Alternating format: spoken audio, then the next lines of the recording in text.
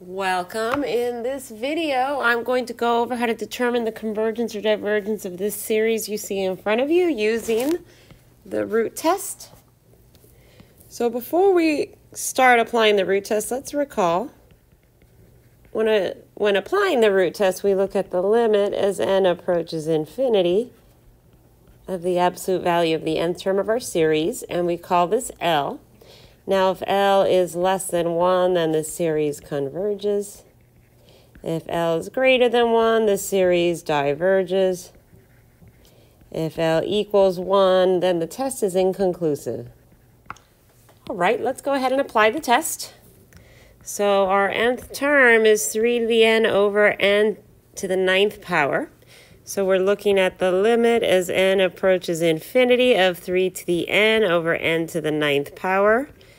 Excuse me, the nth root of this.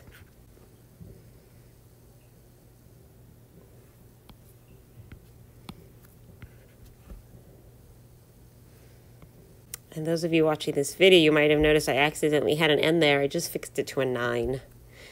Well, this is equivalent to the limit as n approaches infinity of 3 over n to the 9 over n power. Now, evaluating this limit here, that is, evaluating the limit as n approaches infinity of n to the 9 over n requires logarithms.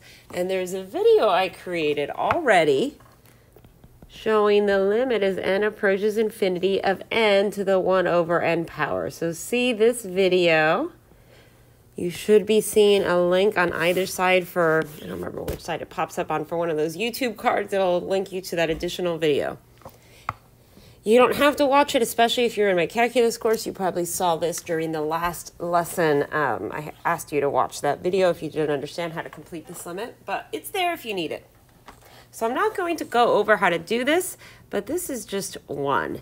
And while I don't show you how to do this particular limit in the video, if you watch this video, I'm certain you'll be able to infer and figure out why, if we make this an n, or say a 7, or a heart, you're going to get 1 as your limit.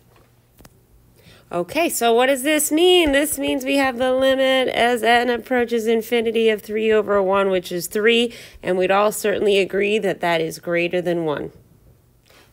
All right, so what have we just figured out? We have figured out that this series diverges by the root test.